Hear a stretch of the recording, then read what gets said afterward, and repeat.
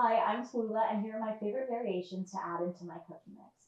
In case you're not wanting a traditional chocolate chip cookie, totally fine. These are my favorite things to do. So one thing that I love to do is I'll just separate the dough so I can have a different variation in the freezer for whatever mood I'm feeling. The first variation I'm going to make is peanut butter. So what I've done with my chocolate chip cookie mix so far is I have beat together the butter with a fourth a cup of creamy peanut butter beforehand, added in the cookie mix, the eggs, and the vanilla extract, and the chocolate chips, so that's what you have right here. And to top it off, what I'm going to do is take some peanut butter cups. I like to add in a decent amount because I love peanut butter, clearly. And it's super easy. All you do is you just have to mix it in. You can also mix it in with your stand mixer if you're doing that, or by hand, whatever really works. And what you want to do is just incorporate it into the dough. This is going to break down a little bit, so you're going to have more chunks of chocolate and more chunks of peanut butter, which is super delicious. Using my handy dandy ice cream scooper, what I like to do is just take a big scoop of it, getting all of the peanut butter cups, and place it onto my baking pan.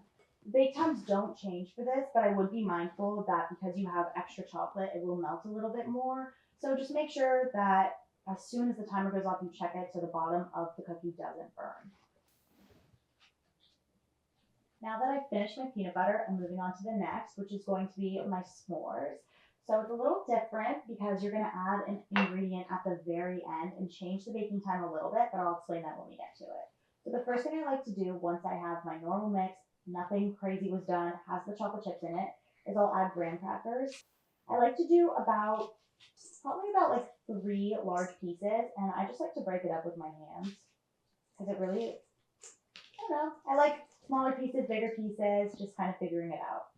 So once you're done with that, I also, because I love chocolate, love adding a little bit more of my chocolate chips just for an extra added s'mores vibe.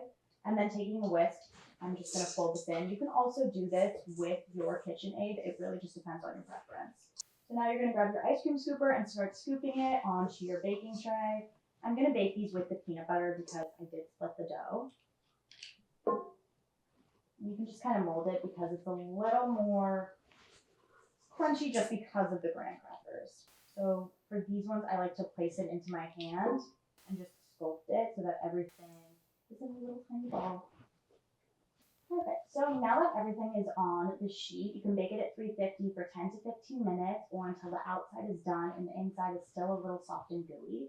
What I'm going to do for the marshmallows, since it's on the same tray as the peanut butter, is take the peanut butter off, and then I'm going to place one singular marshmallow on top of the s'mores cookie, place it back in and broil it for 2 minutes.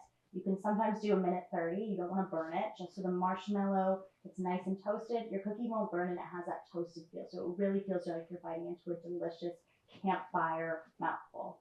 And there you have it, 2 extremely different variations using one mix. As you can see with the s'mores, you have that extra layer of toastiness with that marshmallow. So when you're biting into it, it really is like you're biting into an actual s'more. You get that crumbly texture from the peanut butter as well, which is just delicious with the perfect bite of chocolate.